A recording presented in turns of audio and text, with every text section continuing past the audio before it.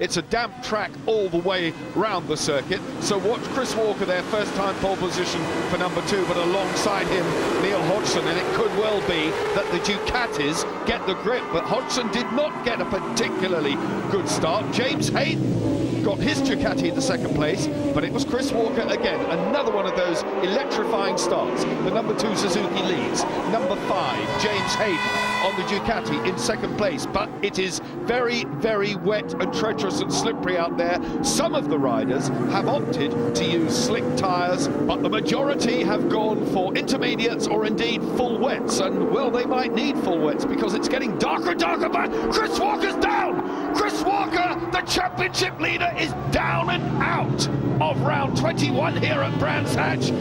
Well, it looked to me that the back end turned then, and I would imagine, looking at the bike as it was laid down, that he had a cut rear slick, and that was polished on one side. He got on the wet part of the track, and down it went, and the back end came round. But Chris, it looks like he's probably getting back in the race, so this is good news for the fans and good news for his points championship. This is the instant. You can see the back end just comes round as he leans the bike over. There's a slippery part of the track there, a different surface, and it's caught him out. Well, Neil Hodgson had a front row seat to witness that. He was sitting in third place when Chris Walker slid off. Mercifully, Walker was sufficiently far in front not to collect anyone. James Hayden then now in second, but Neil Hodgson came here trailing by 6 points in the championship for the first time this season, and he now is in a race-winning slot, but it's getting darker and darker and darker. But Neil Hodgson in third place, number 22, the Kawasaki, the green Kawasaki of Steve. Walker's blown up, so that bike was damaged when he went down, Roger. Any idea what that might have been? Well, when a bike goes on its side, anything can happen. Behind that fairing, that's the fiberglass part of the bike, anything can get damaged or trapped, and obviously something's happened to make the bike seize up. Race leader, number 4, Neil Hodgson.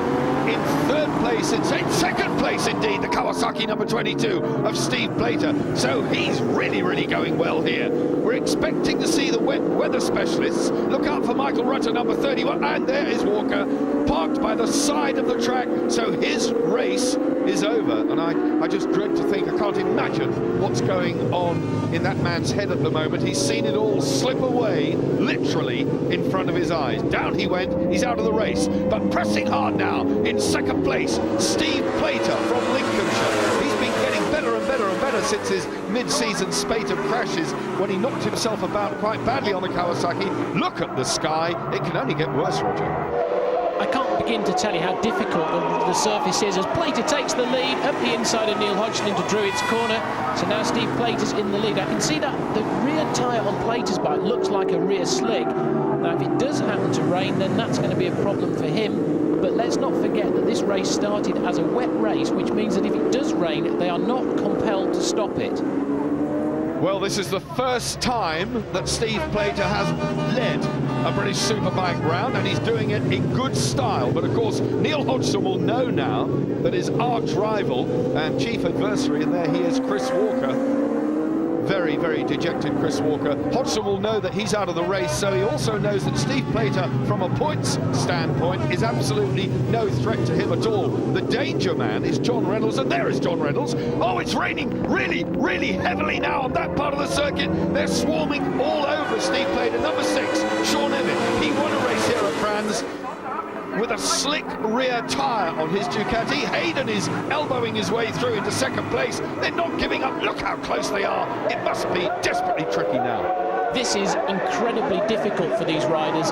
They've started a race on a reasonably dry track. It's now raining. They do not have the tyres to cope with this level of water on the track. And we're going to see all sorts of action now as Sean Emmett there in the lead on bike number 6 probably has got wet tyres fitted, but he's a very, very good wet weather rider. But look, they're all over the place. Neil Hodgson in second place, the number 4 Ducati. Oh, Neil almost threw it away. He's on the grass. Somebody's down. Left of the picture there, Sparks. Somebody went down. Neil Hodgson, his motocross experience kept him upright. Goodness knows how he kept it upright. He almost threw it away there. That would have been honours even, Roger. Well, he did the same thing as Chris Walker on that patch of tarmac that's different. The back came round, he held it. Look at this for control, and it's Plater that's gone down in the background. I can tell you that Steve Plater, the early race leader, bike 22, has gone down. I saw that in the background. This is where Hodgson gets really, really almost crossed up, puts the foot down, has a dab, back on the track and joins the track with his teammate coming round. And there's Steve Plater being held away, and he looks like he's all right. And John Crawford there must have crashed as well, and both of them embrace each other, moved up from 600s into this superbike class, and really they'll not know what it's all about. And look at Emmett. Emmett's indicating there that this race needs to be stopped. He's shaking his arm as Rutter now takes the lead. There's 16 Shane Byrne, and it looks as though that's James Hayden's Ducati. Hayden and Byrne are both at red flag. The weather's gone from bad to worse. It really is very, very wet. Well, the riders lined up as they finished, and that's Sean Emmett on pole position there on bike number 6. Neil Hodgson shoots through on bike number 4, coming from the second row. So starting as they finished the race as it stopped. Now the conditions still just as bad as they were, although be it all not raining quite as hard, but a very, very wet track indeed. And all of these riders will now have the appropriate wet weather tyres. Well, there is a lot of water still on the circuit, and grey skies, no sun coming through, and virtually no breeze means that it's not going to dry that quickly either. So I fully expect us to have wet conditions throughout this race, which bodes well for number 31, Michael Rutter, who leads at the moment. In second place as I speak, number 5, James Hayden, who was one of those fallers but has been allowed to make the restart. He was going really well. Neil Hodgson had the fright of his life in the first part when he took to the grass. His teammate number 7, Neil Mackenzie, there in 4th place, going very, very well indeed. Anthony Gobert, the number 95 Yamaha, who has stepped in to replace Steve Hislop. He had his debut ride at Mallory Park, did not like it at all, but he's going well here. He is leading teammate David Jeffries, but out in front, it's Michael Rutter, the Rain Man. Rutter, number 31, Hayden, number 5 in second. Hodgson, Reynolds coming strongly now. There's Colin Wright watching his man. They're all very tense. There's a lot hanging on this race. Now, who is in third? It's Gobert in third. It's Reynolds in fourth. Up to the lead, and Druids goes number 5, Hayden. So he is having a terrific race here. Hayden came here 4th place in the championship on 274 points, and he's in a 25-point position at the moment. But don't forget, we're talking about adjusted time. Well, on adjusted time, we've yet to see where Hayden would be, and that's Paul Denning, the Suzuki team manager. Look at Gobert, that distinctive helmet, and he has a little flashing red light on there. Is he going to pull the same move at Paddock Hill Bend? Up inside James Hayden. Yes, he goes into the lead here, and there are tail-enders ahead of them. It's going to be fun and games. Well, the fastest man on the track at the moment is John Reynolds. Look at the back of your screen there. Reynolds has caught up with Michael Rutter, and there's Chris Walker looking very, very, very depressed indeed. Well, it's close stuff.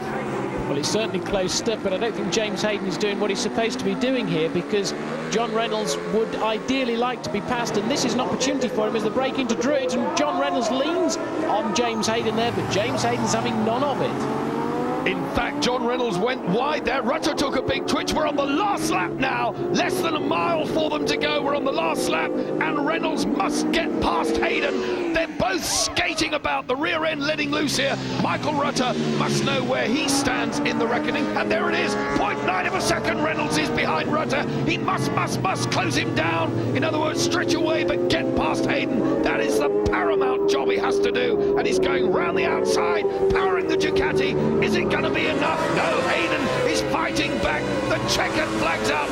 Michael Rutter on adjusted time gets the win. Neil Hodgson was actually 6th. 10 points go to Hodgson, so that really has helped Chris Walker. It could have been a total catastrophe. Rutter, Hayden, Reynolds. Just 10 points separates number 4 from bike number 2. Number 4 in the lead as they come under starters' orders for round 22, and this race has been reduced to just 20 laps, and Walker gets the whole shot. And who's surprised by that? Certainly not me. Hodgson tucks in behind Walker. Plater goes all the way around the outside, and Steve Plater on the Kawasaki takes the lead. Well, second lead for Steve Plater, albeit momentarily, because Chris Walker, number 2, has put the Suzuki back in front again. Number 31, Michael Rutter, winner of round 21, has gone with him. Plater's well placed in 3rd. Neil Hodgson sitting in a 13-point place at the moment in 4th place. So you know what the gap was coming into this race. Just 10-point deficit this man, number 2, had on that man, number 4. Hodgson up to 3rd. He's tucked the Ducati inside Steve Plater's Kawasaki. He's got to hang on to Chris Walker, and a rerun of the start, Roger. This is on board with Walker. Looking backwards, you can see Mackenzie on bike 7, and that's how Chris Walker does it. Straight through into the lead. There's Reynolds on bike 3. You can see Shane Byrne 16, Rutter number 31, as they're all coming into view in the wake of Chris Chris Walker, and Walker goes past Plater on bike 22. Reynolds saw his championship challenge come just a little touch closer because he clawed some points back on the... Oh, that's Hodgson! That is Neil Hodgson! Oh no! Neil Hodgson has gone down. He's done exactly what Chris Walker did in round 21, and he's so desperately trying to get that bike picked up. That was at the bottom of Graham Hill.